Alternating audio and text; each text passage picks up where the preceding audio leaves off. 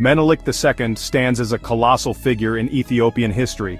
He is revered as a national hero, the unifier of modern Ethiopia, and the victor of Adwa, a battle that resonated across Africa. Yet Menelik II was also a conqueror, expanding his empire through often brutal campaigns that subjugated numerous ethnic groups.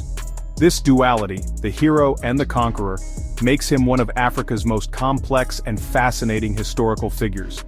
His story is not one of simple black and white, but a tapestry woven with threads of courage, ambition, ruthlessness, and a fervent desire to see his nation stand strong in a world dominated by European colonialism.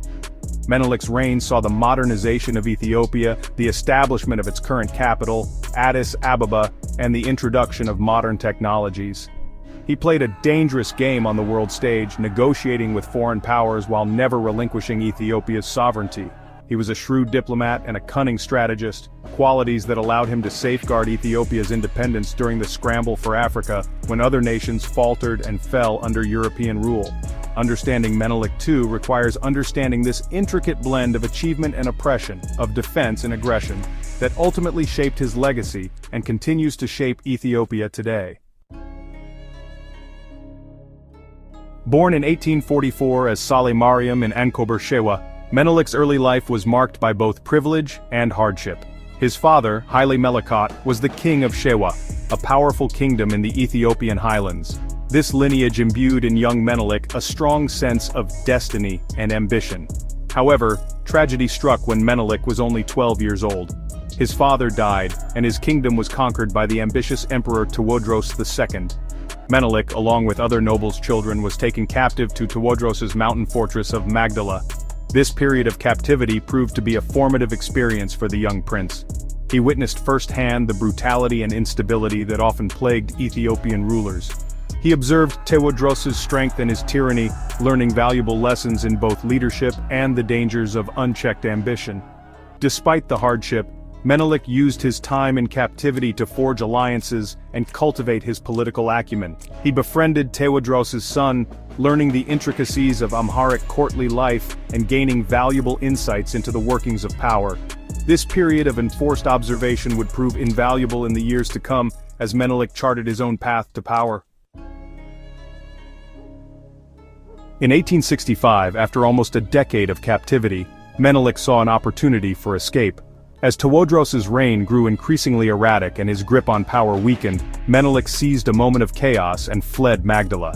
He returned to Shewa, where he was welcomed as a conquering hero. His time in captivity had hardened him, honed his political instincts, and given him a profound understanding of power dynamics in a tumultuous Ethiopia. Upon his return, Menelik quickly asserted his authority and began consolidating his power base in Shewa. Menelik possessed a keen military mind and understood the importance of a strong, well-equipped army. He embarked on a campaign of expansion, conquering neighboring territories and subduing rivals. He incorporated their soldiers into his own ranks, creating a formidable fighting force loyal to him.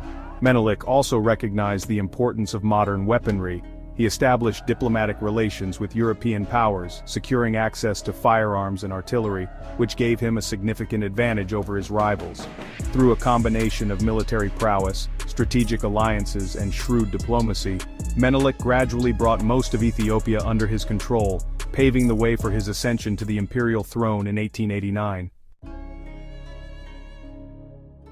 As Menelik consolidated his rule, a new threat emerged: European colonialism. The late 19th century was the era of the scramble for Africa, as European powers carved up the continent for themselves. Menelik, however, was determined to prevent Ethiopia from suffering the same fate.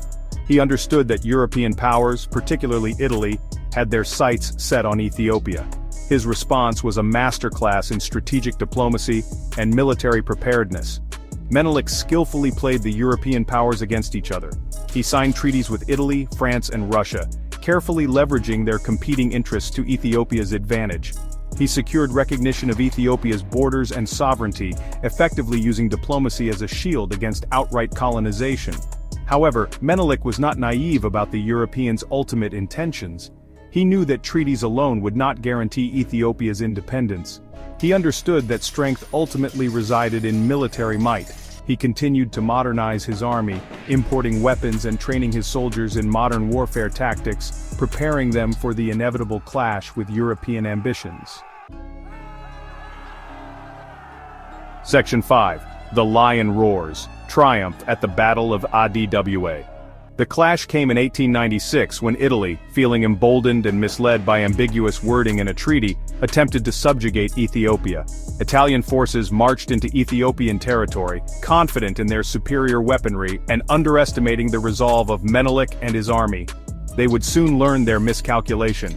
The Battle of Adwa, fought on March 1, 1896, was a resounding victory for Ethiopia and a humiliating defeat for Italy.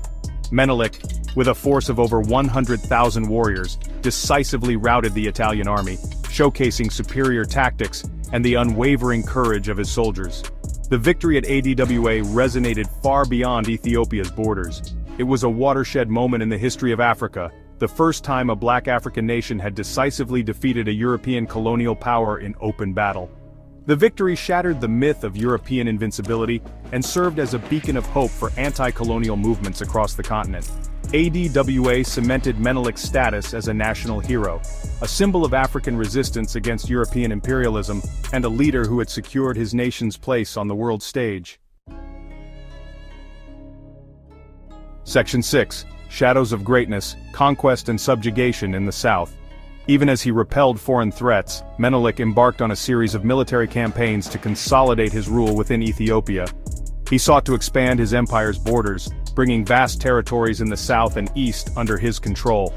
These conquests, however, were often brutal and resulted in the subjugation of numerous ethnic groups, particularly in the south.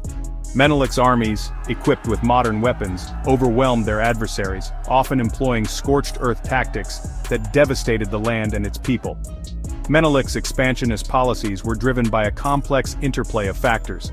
He sought to secure trade routes, access valuable resources, and create a buffer zone against European encroachment. He also believed in the idea of a unified Ethiopia, though this unity was often achieved through force. To maintain control over his newly acquired territories, Menelik implemented a divide-and-rule strategy. He appointed loyal administrators, often from his own Shawan base, and played different ethnic groups against each other, a tactic that sowed divisions that persist to this day. This period of Menelik's reign, marked by both territorial expansion and the imposition of Amhara dominance, remains a sensitive subject in Ethiopia. Section 7. A Modern Vision, Reforms, Innovations in Addis Ababa. Menelik's legacy extends beyond his military exploits. He was also a modernizer who sought to propel Ethiopia into the 20th century. He understood that, to survive in a rapidly changing world, Ethiopia needed to embrace new technologies and ideas. He implemented a series of reforms aimed at modernizing the country's infrastructure, education system, and economy. One of his most enduring legacies is the establishment of Addis Ababa as the capital of Ethiopia in 1886. Recognizing the strategic and symbolic importance of a modern capital, Menelik oversaw the city's development with great interest. He invited foreign engineers and architects to design and construct public buildings, churches and palaces, transforming Addis Ababa from a small village into a bustling metropolitan center. He introduced electricity, telegraphs, and a modern postal system, connecting Ethiopia to the outside world and fostering economic growth. Menelik also recognized the importance of education. He established the first modern schools in Ethiopia, inviting foreign teachers and sending Ethiopian students abroad for higher education. He believed that an educated populace was essential for Ethiopia's modernization and progress. Section 8. The Weight of Legacy, Reconciling Heroism and Brutality. Menelik II died in 1913, leaving behind a complex and contested legacy. He is celebrated as the father of modern Ethiopia, the unifier who repelled colonial powers and set the nation on a path of modernization. His victory at Adwa remains a source of immense national pride and a testament to his strategic brilliance and leadership. However, his legacy is also intertwined with the brutality of his conquests, the subjugation of southern peoples, and the implementation of policies that sowed the seeds of future ethnic tensions. Evaluating Menelik II requires grappling with this duality. the visionary leader who modernized Ethiopia and secured its independence alongside the conqueror who expanded his realm through force, often at a terrible human cost. There is no easy answer, no simple narrative that can fully encapsulate the complexities of his reign.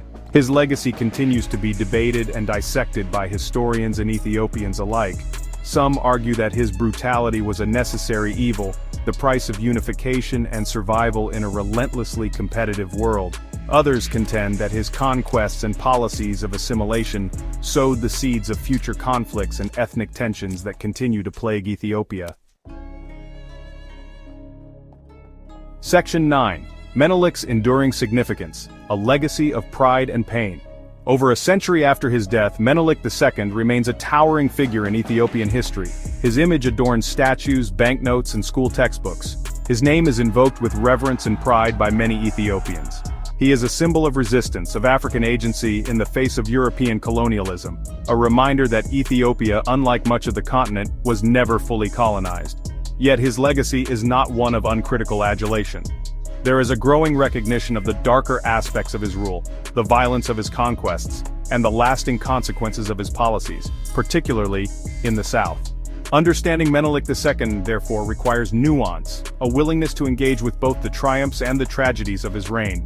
He was a product of his time, a ruler who navigated a treacherous world with a mixture of cunning, ambition, and ruthlessness. He was a modernizer who laid the foundations for a unified Ethiopian state, but also a conqueror who expanded his empire through force, leaving a trail of resentment and division in his wake. His story is a reminder that history is rarely black and white, that even the most celebrated figures can cast long shadows. Ultimately, Menelik II's legacy serves as a powerful reminder of the complexities of leadership, the enduring impact of the past, and the ongoing struggle to forge a just and equitable society in a nation marked by diversity and historical wounds.